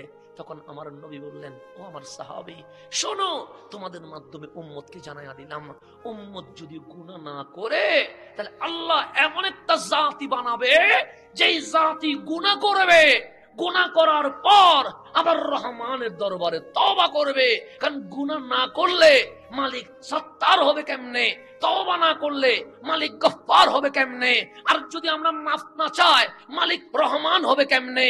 সেই জন্য গুনাহ না করলে আল্লাহ যদি উপরে তুলতেন ফেরেশতাদেরকে উপরে তুলতেন, কিন্তু মানুষ নিয়ে তা আলোচনা করতেন না। আল্লাহ জানে বান্দা আমার গুনাহ করবে, গুনাহ করার পর বান্দা মাফ চাইবে। আল্লাহ বলে, মাফ চাইতে দেরি, আমি বান্দাকে মাফ করতে দেরি করব না। আল্লাহ ডাক দিয়ে বললেন, বান্দা এই বিষয়ে আগে আমি আল্লাহ মাহফিল করব। মালিক কোথায় মাহফিল করবে? সে কোরআনে। কে শুনবে? আল্লাহ বলে আমার মাহফিলে শ্রোতা একজন, উনি রহমতুল্লিল আলামিন। এরপর হাসরের মাহফিল করবে আমার নবী রহমতুল্লিল আলামিন, শুনবে সাহাবাই কারাম। এইভাবে নসল বা নসল মাহফিল করতেই আছে হাসরের ময়দানে। একটা জিনিস মনে রাখবেন, এখানে অনেক প্রবাসী আছে না নাই? আছে। মানুষ চাইলে সরাসরিও বিমানে চলে যেতে পারে, মাঝখানে একটা ট্রানজিটও দিতে পারে। পারে কি পারে না? আমি ওমরায় যাব, আমি চাইলে কোনো একটা রাষ্ট্রে, সেটা দুবাই হোক, যে কোনো একটা রাষ্ট্রে, বাহরাইন হোক, আমি ট্রানজিট দিতে পারি কি পারি না? ট্রানজিট মানে যাব মক্কায়, কিন্তু আমি বাহরাইনে অথবা দুবাইতে এয়ারপোর্টে 2, 3, 4, 5, 6 ঘন্টা যে বিরতি নিলাম, এটার নাম ট্রানজিট। তা আপনি যাবেন মক্কায় ওমরা করতে, কিন্তু নামলেন আগে দুবাই, নেমে এয়ারপোর্ট ক্রস করার কোনো সুযোগ আছে? নাই।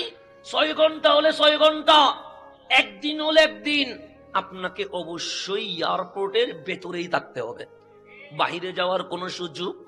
কারণ আপনি যদি বলেন আমি স্বাধীন মানুষ, আমি ঘুরবো, আপনাকে বলবে ল মানতে হবে।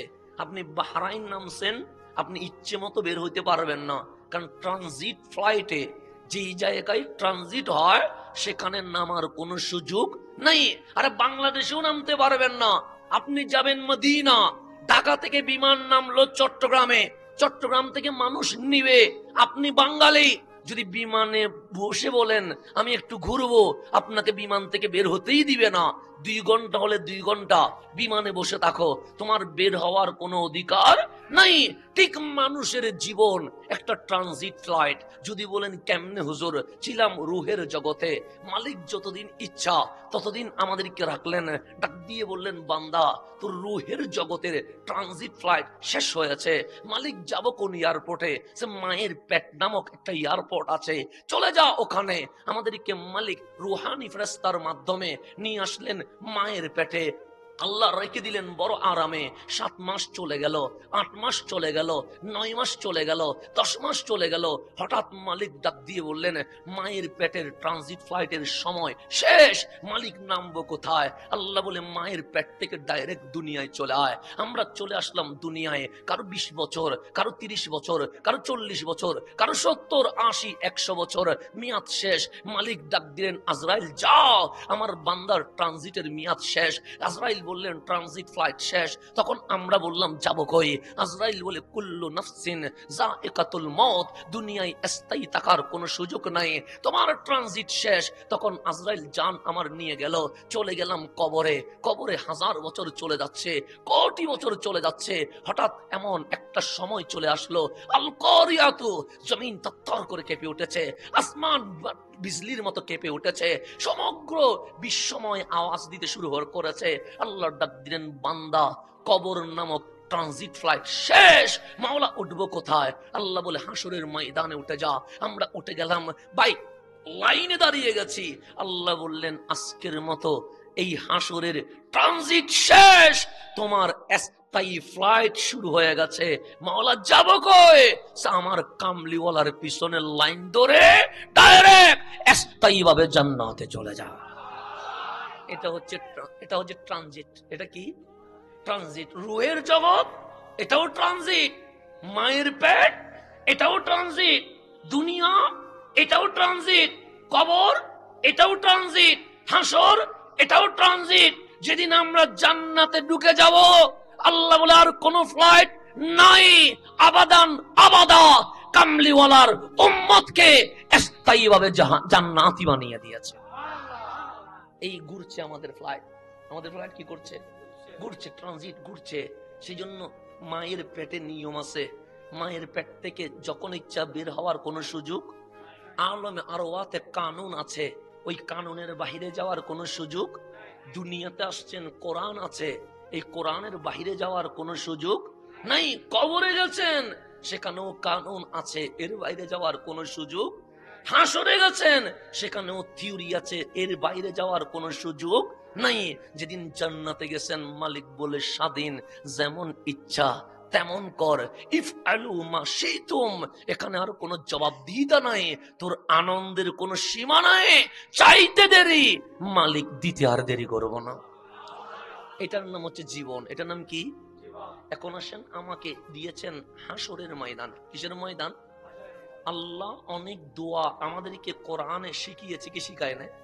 শিখাইছে। যেমন আমরা দোয়া করি, রব্বানা আতিনা ফিদ দুনিয়া হাসানা ওয়া ফিল আখিরাতি হাসানা ওয়া কিনা আযাবান নার। কি শিখিয়েছে? এভাবে মা বাবার জন্য আমরা দোয়া করি, রব্বির হামহুমা কামা রাব্বায়ানি সাগীরা। এভাবে আল্লাহ কোরআনে অসংখ্য জায়গায় দোয়া শিখিয়েছেন। তার মধ্যে অন্যতম দোয়া রব্বানা, ও আমাদের রব, আতিনা ফিদ দুনিয়া হাসানা, এই ফিতনার দুনিয়াতে আমাকে ফিতনার ভেতরে ফেলে দিও না, আমাকে তুমি আল্লাহর হেফাজতে রেখে, তোমার হাবিবের উম্মতের মধ্যে আবদ্ধ রেখে বড় শান্তিময় ভাবে দুনিয়াটা কাটিয়ে দাও।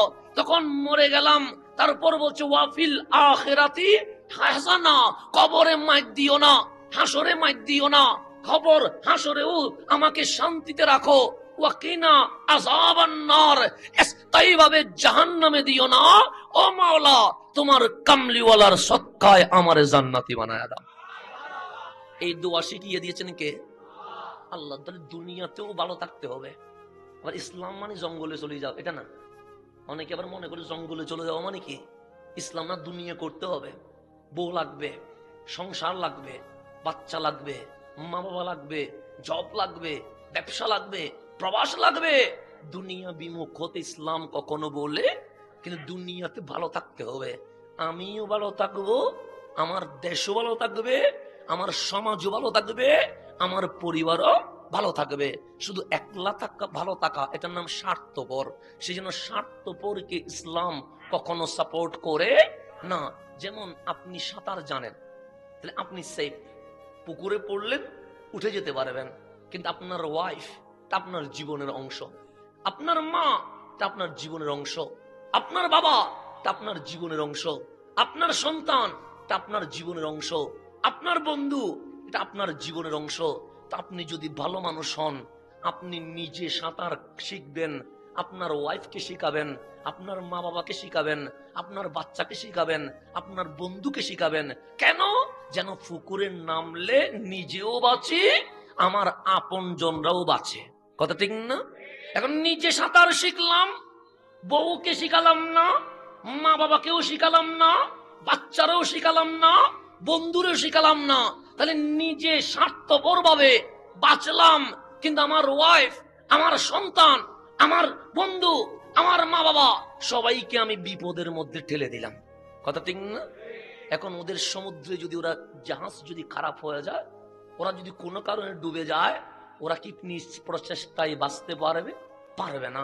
তো আপনি নিজে নামাজ পড়লেন, সন্তানকে নামাজ শিখান নাই, বাবা হিসেবে আপনি স্বার্থপর। আপনি নিজে কোরআন পড়লেন, বিবিকে কোরআন শিখতে বলেন নাই, আপনি স্বামী হিসেবে স্বার্থপর।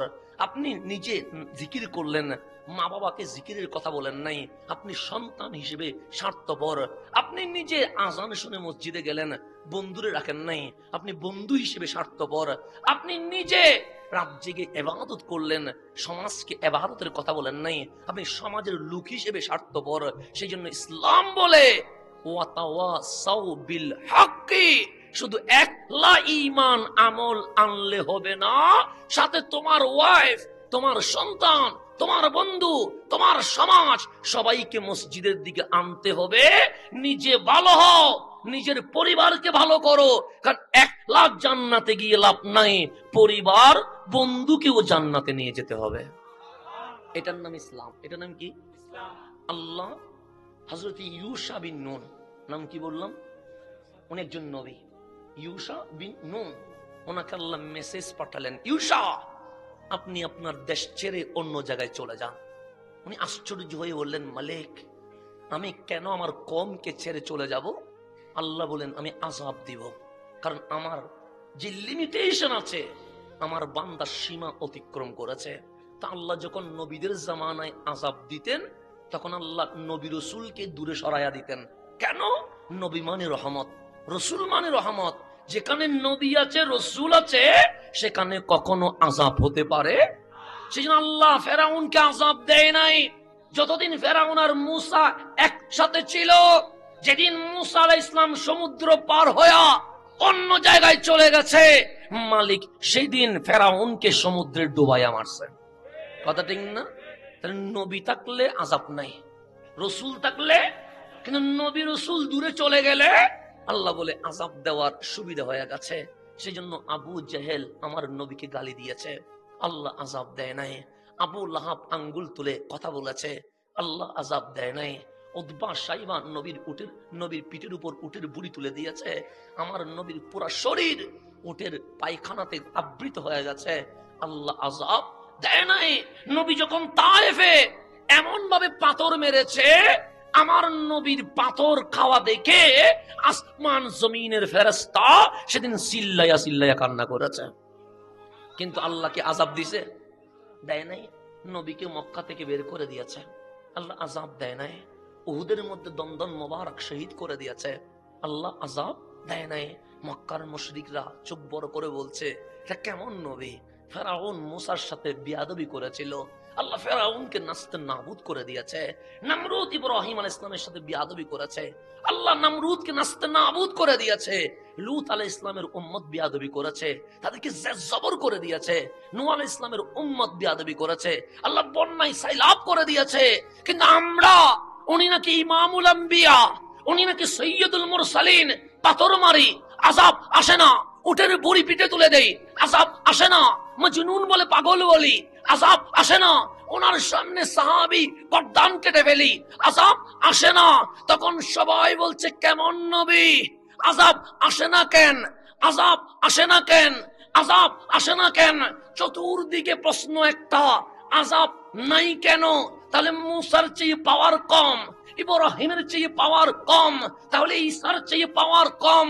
তখন আল্লাহ ডাক দিলেন, হাবিব, আমি মূসা আলাইহিস সালামকে সমুদ্রের ওপারে নিয়ে ফেরাউনকে আযাব দিয়েছি, ইব্রাহিমকে ইরাক থেকে মক্কায় ট্রান্সফার করে নমরুদকে আযাব দিয়েছি, নূহ আলাইহিস সালামকে জাহাজে তুলে অন্য জায়গায় নিয়ে নূহ আলাইহিস সালামের উম্মতকে আযাব দিয়েছি, লূত আলাইহিস সালামকে দেশান্তর করে এরপর জবর করেছি। মা কান আল্লাহু লিইউআযিবাহুম ওয়া আনতা ফীহিম ওয়া আনতা ফীহিম। হাবিব, আপনারে সরাই কোন জায়গায়? আপনি তো সর্ব জায়গায় বিরাজমান, আপনি আছেন বলে আমি আল্লাহ আযাব দিতে পারি না। আপনি নবীকে সংকুচিত করবেন কেমনে? ওয়ামা আরসালনাকা ইল্লা রাহমাতাল লিল আলামিন। আলামিন মানে বিশ্বময়, আলামিন মানে গ্যালাক্সি, গ্রহ উপগ্রহ সবগুলো মিলায়া, তো সবকিছুর রহমত আমার নবী। তো নবীকে এক জায়গায় বন্দি করার কোন সুযোগ আছে? আল্লাহ রব্বুল আলামিন, আমার নবী রহমতুল লিল। তো নবীর রহমত সর্ব জায়গায় বিরাজমান আছে না নাই? আছে। তো আল্লাহ বলছেন, নূহকে অন্য জায়গায় পাঠিয়ে দিয়েছি, ইব্রাহিমকে অন্য জায়গায় ট্রান্সফার করেছি, লূতকে দেশান্তর করেছি। আর নবী রাসূল যখন চলে গেছে, আমি আল্লাহর আযাব দিতে আর কোনো সমস্যা। কিন্তু আপনি নবীদের লুকাবো কোথায়? আপনার রহমত তো বিশ্বময় বিরাজমান আছে। সেই জন্য আজকেও আমরা গুনাহ করি, আযাব আসে না। আসছে? যদি আসছে বলুন কোথায় আসছে? করোনা আসছে। তো করোনা আসছে, আপনার কি ক্ষতি করছে? কোনো ক্ষতি করছে? লকডাউন হয়েছে, শাটডাউন হয়েছে, দোকান বন্ধ হয়েছে, মসজিদ বন্ধ হয়েছে, কিন্তু আমাদের 3 বেলার রিজিক তো বন্ধ হয় না। হয়েছে? হয় নাই। তুফান হচ্ছে, আপনার আমার কি ক্ষতি হয়েছে? সব তো ঠিকই আছে। সেজন্য আল্লাহর হাবিব ওয়াদা নিয়েছেন আল্লাহ থেকে, মালিক লূতের উম্মতকে যেভাবে ধ্বংস করে দিয়েছ, মূসা আলাইহিস সালামের বনী ইসরাইলকে যেভাবে ধ্বংস করে দিয়েছ, নূহ আলাইহিস সালামের উম্মতকে যেভাবে ধ্বংস করে দিয়েছ, আমার উম্মতকে একসাথে কখনো ধ্বংস করিও না। ওরা গুনাহ করবে আমি জানি, ওরা পাপ করবে আমি জানি, ওরা সীমা লঙ্ঘন করবে আমি জানি, কিন্তু আমি নবী আমার উম্মতকে এত ভালোবাসি, এত ভালোবাসি। তুমি মাঝে মাঝে কাহারিয়ত দেখায়া, মাঝে মাঝে হালকা শাস্তি দিও, কিন্তু একসাথে সবাইরে কখনো ধ্বংস করে দিও না। আল্লাহ ওয়াদা নিয়েছেন। আল্লাহ বলছেন, হাবিব, যতদিন জমিনে আল্লাহ জিকির করার একজন থাকবে, আমি আল্লাহ কিয়ামত করব না। এটা ওয়াদা কে করেছেন? কার সাথে? হাবিবের সাথে। হাবিব উম্মতকে একসাথে কখনো ধ্বংস করবো না। সেজন্য করোনা আসছে, তুফান হয়েছে, সুনামি হয়েছে, এভাবে বড় বড় ভয়ঙ্কর ভূমিকম্প হয়েছে, কিন্তু আল্লাহ একসাথে উম্মতকে কখনো ধ্বংস করে এবং করবেও না। আল্লাহ বারবার সুবিধা দিচ্ছে, বারবার সুবিধা দিচ্ছে, কারণ নবীর রহমত সর্ব জায়গায় বিরাজমান, সর্ব জায়গায় বিরাজমান। এখন আসলে একটু সামনের দিকে চলে যায় বিষয় যেটা আমার, সেটাকে আমি অতীব সময় কম নিয়ে আমি আলোচনা কথা বেশি বলে যেন আমি আমার বিষয়টার হক আদায় করতে পারি। কারণ এখানে অনেক লেস লাগিয়ে দিয়েছে। শুধু হাসরের অবস্থা বললে হবে না, সেখানে 7 শ্রেণীর মানুষ যারা আরশের নিচে ছায়া পাইতে চায় তারা কারা, এগুলাও বলতে বলেছে। এখানে অনেক লেস মানে আস্তে আস্তে ছোট ছোট জিনিস লাগিয়ে দিয়েছে, সবগুলো একসাথেই বর্ণনা করতে হবে। আমার নবীর দুইটা দিক, একদিক নবী হাসতেন, আরেক দিক নবী কাঁদতেন। কয় দিক? একটা হচ্ছে নবীর হাসি, আর একটা নবীর কান্না। তো নবীর হাসির চেয়ে কান্নার পরিমাণ বেশি ছিল। নবী হাসতেন কম, কাঁদতেন বেশি। তোর মধ্যে বেশি কাঁদতেন যখন আল্লাহ কিয়ামত হাসরের সূরা নাজিল করতেন, তখন আমার নবী সবচেয়ে বেশি কান্না করতেন। কেন? নিজের জন্য নয়, উম্মতের জন্য। এখন আসেন, আজকে এমন একটা সূরার কথা বলবো যে সূরার নাম শুনলেই অটোমেটিক মনের মধ্যে কম্পন শুরু হয়। নাম হচ্ছে জিলজাল। নাম শুনলেও কেন জানি কি লাগে, মানে ভয় লেগে ওঠে। যেমন জিবরিল বললে মনটা একটা কৌল মনে হয়, ইসরাফিল বললে তেমন ভয় লাগে না, মিকাইল বললে তেমন ভয় লাগে না, আজরাইল বললে অটোমেটিক মনটা কাঁপিয়ে ওঠে। কোন সময় না কোন সময় সিবি ধরে। কথা ঠিক না? ঠিক আল্লাহ যখন বলে জিলজাল, শুনলে যেন মানে কাফা কাফা কাফা কাফা শব্দ। শব্দটাও মওলা এত কঠিন দিয়েছেন। যেদিন সূরাতুল জিলজাল নাজিল হচ্ছে, আমার নবী, এটা মদনী সূরা, সূরাটা মদিনায় নাজিল হয়েছে। নবী মসজিদে নববীতে বসা, সাহাবায়ে কেরাম নবীকে গুল করে বসে আছেন। হঠাৎ করে নবীর চোখের পানি বের হচ্ছে, দাড়ি মোবারক বেয়ে বেয়ে পড়ছে। এদিকে জিবরিল আমিন বলছেন, ইজা জুলজিলাতিল আরদ জিলজালাহা ওয়া আখরাজাতিল আরদু আসকালাহা। আর নবী কাঁদতে লাগলেন। সাহাবায়ে কেরাম বলে, আমরা কিছু বুঝি নাই, নবী তো অনেক সময় হাসতে দেখেছি, কিন্তু আজকে কোনো কারণ ছাড়া নবী কাঁদছে কেন? যখন জিবরিল চলে গেলেন, তখন আমার নবী বাচ্চার মতো কান্না করে করে সূরা জিলজাল শোনাতে লাগলেন। সূরা জিলজাল শোনানো শেষ, আমার নবী দৌড় দেয়া রুমের ভিতর ঢুকে যাই নামাজের সিজদায় লুটিয়ে বলতে লাগলেন, রব্বি হাবলি উম্মতি, রব্বি হাবলি উম্মতি। মালিক, তুমি যদি এত গরম হয়ে যাও, তাহলে আমার উম্মত টিকবে কার কাছে? আমার উম্মত কার কাছে সাহারা মিলাবে? আমার উম্মত সেদিন হাসরের ময়দানে কেমনে নিজে দাঁড়াবে? নবী উম্মতের জন্য বড় টেনশন করতেন, উম্মতের জন্য বড় টেনশন করতেন। সেজন্য আমার নবীর বয়স যখন 63, বর্তমান 63 বয়সটা অনেক বেশি মনে হতে পারে, কিন্তু আজকে থেকে 1400 বছর আগে 63 বয়সটাই জওয়ানি বয়স ধরা হয়। এটাকে তেমন কোনো, তখন খাবারে ফরমালিন ছিল না, খাবারে কোনো ভেজাল ছিল না, তখন অক্সিজেনের কোনো ভেজাল ছিল না। আজকে তো চতুর্দিকে ভেজালে কাজ কারবারে ভরপুর, কিন্তু নবীর জামানায় তো কোনো ভেজাল ছিল না। তখন 63 মানেই তো টকবগে যুবক, কিন্তু আমার নবী এত দুর্বল হয়ে গেছে। আম্মা জান আয়েশা সিদ্দিকা তাহেরা বলছে, উম্মতের বোঝা আমার নবীকে দুর্বল করে ফেলেছে। কিসের বোঝা? উম্মতের বোঝা। এই উম্মতের টেনশন আমার নবীকে দুর্বল করে ফেলেছে। 63 বছরের নবী হাঁটতে কষ্ট হয়েছে, নবী বসতে কষ্ট হয়েছে, নবী দাঁড়াইতে কষ্ট হয়েছে। কিসের বোঝা? উম্মতের গুনার বোঝা আমার নবীকে দুর্বল করে ফেলেছে। দেখেন কিরকম টেনশন করেছে রহমতুল্লিল আলামিন। তো আমার নবী কাঁদছে, কারণ উম্মত টিকবে কেমনে? তো আমার রসুল বললেন, উম্মত হাসরটা কেমন হবে এটা কল্পনাতে বোঝানো যাবে না, স্বপ্নে বোঝানো যাবে না, বক্তব্যে বোঝানো যাবে না। সে এতটুকু বুঝে নাও, কাউকে সমুদ্রের মাঝখানে ছেড়ে দেওয়া হলো, নৌকা নাই, স্টিমার নাই, কোন জাহাজ নাই। তো একটা মানুষকে যদি সমুদ্রের মাঝখানে ছেড়ে দেওয়া হয়, কোন নৌকা নাই, নাবিক নাই, জাহাজ নাই, উদ্ধার করার মতো কিছুই নাই। তো একটা মানুষ সমুদ্রের মাঝখানে একলা হলে যেই অবস্থা করে, কাল হাসরের ময়দানে একজন মানুষ হাসরের ময়দানে ওইভাবে বেসাহারা হয়ে যাবে। যেমন আপনাকে আমি বুঝাইলে বুঝবেন, আমরা সবাই এখানে কাপড় পরছি, কথা ঠিক না? এখানে কোনো উলঙ্গ আছে? একজন মানুষ যদি এখানে উলঙ্গ হয়ে আসে, সবার চোখ ওই দিকে যাবে না? তবে স্বাভাবিক উলঙ্গ হয়ে এসেছে। হাসরের ময়দানে কারো কাপড় থাকবে না, মানে কোনো কি থাকবে না, ড্রেস থাকবে না। কিন্তু আমি আপনার দিকে তাকাবার সময় নাই, আপনি আমার দিকে তাকাবার সময় নেই, অথচ আমরা উলঙ্গ, কিন্তু একজন আরেকজনের দেখছি না কেন? তাহলে টেনশনটা কতটুকু হলে আপনার দিকে আমার চোখ যাচ্ছে না, আপনি আমার দিকে চোখ যাচ্ছে না। শুধু তাই নয়, মায়ের চেয়ে আপন এই দুনিয়ার কেউ আছে?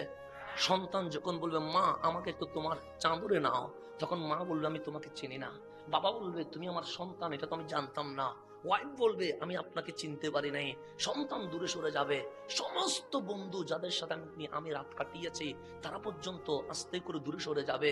কেউ কারো আপন এই কথা বলার কোনো সাহস পাবে না। আর আপনি এতটুকু ধরেন, ইমাম গাজ্জালি বলছেন হাসরের ময়দানটা তুমি বুঝো, মুসা আলাইহিস সালামের চেয়ে দামি এই পৃথিবীতে আর কেউ হতে পারে? হতে পারে না। কেন? আল্লাহ সমস্ত মাখলুকাত, ইন্নাল্লাহা খালাকাল খালকা, আল্লাহ সমস্ত আলামিন বানালেন। বানানোর পর মাওলার নজর দিলেন, কখনো সমুদ্রের দিকে তাকালেন, কখনো বন জঙ্গলের দিকে তাকালেন, কখনো গরু গাঁদা ছাগলের দিকে তাকালেন, কখনো জিনের দিকে তাকালেন, কখনো ফেরেশতাদের দিকে তাকালেন, কখনো মানুষের দিকে তাকালেন। আমার মাওলা ডাক দিয়ে বললেন মানুষের চেয়ে সুন্দর আর কিছু নাই সৃষ্টি জগতে, আমি মালিক মানুষকে আশরাফুল মাখলুকাত বানিয়ে দিয়েছে। মানুষের চেয়ে সুন্দর আর কিছুই নেই। কার কাছে? আমাদের কাছে না সুন্দর হতে পারে, আপনি আমার কাছে বিশ্রী হতে পারেন, আমি আপনার কাছে গ্রহণযোগ্য নাও হতে পারে, কিন্তু আল্লাহর কাছে মানুষ সুন্দর, মানুষের চেয়ে বেশি সুন্দর আর কিছুই। ফেরেশতাদের কি গুণ আছে? তা আল্লাহ তো চাইলে ফেরেশতাকে আশরাফুল মাখলুকাত বানিয়ে দিতে পারতেন। জিনদের পাওয়ার আমাদের চেয়ে বেশি